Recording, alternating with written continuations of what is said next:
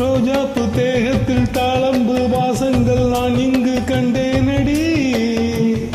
செவ்வாயின் ஓரத்தில் சூடான தேனுக்கு நான் ஏங்கி நின்றேனடி.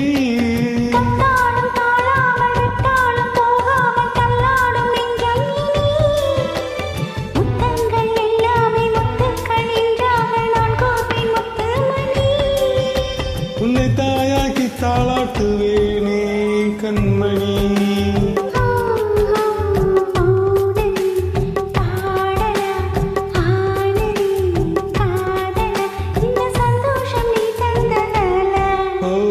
வெண்ணிலா கண்